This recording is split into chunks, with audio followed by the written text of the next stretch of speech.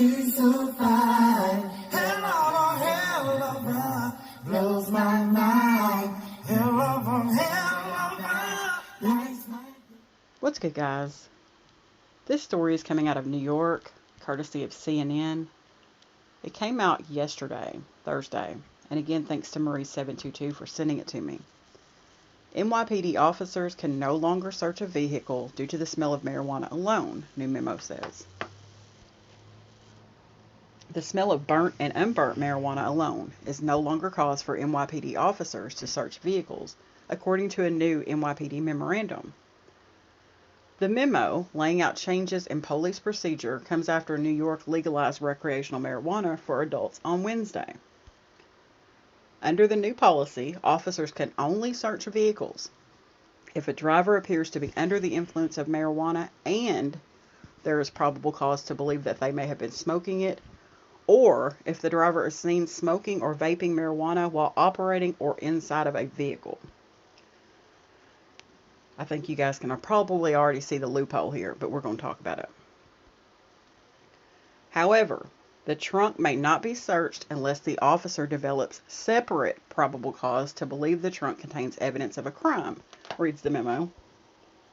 Also, officers cannot charge an individual with the sale of marijuana by witnessing a hand-to-hand exchange of 3 ounces or less of marijuana to a person over 21 unless they see money being offered, according to the memo. The new law allows adults 21 and older to possess up to 3 ounces of cannabis and 24 grams of cannabis concentrate, though it must be bought from authorized sellers. The new guidance also states that officers may not approach, stop, or detain a parolee based on their use or possession of unlawful amounts of marijuana, unless the terms of their parole specifically prohibit it. Driving under the influence of cannabis, smoking while driving, and the sale of drugs are still illegal, according to the memo. Alright, so let's back this up and talk about it. So they're essentially saying it's at the officer's discretion. So what do you think the police are going to say?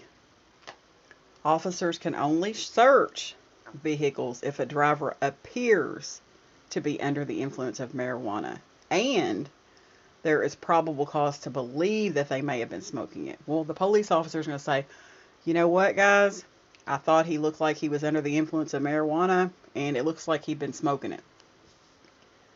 Or if the driver is seen smoking or vaping marijuana while operating or inside of a vehicle, then they're going to say, oh, well, I thought I saw him vaping marijuana when it was really just an e-cig or something like that. So, do I really think this is going to do anything? No, I don't. The police are going to pull you over whether they have a reason to or not. But this just gives them a little, honestly, to me, it gives them a little bit more of a loophole. So, and then the part about the trunk may not be searched unless the officer develops separate probable cause to believe the trunk contains evidence of a crime. Come on now. Come on.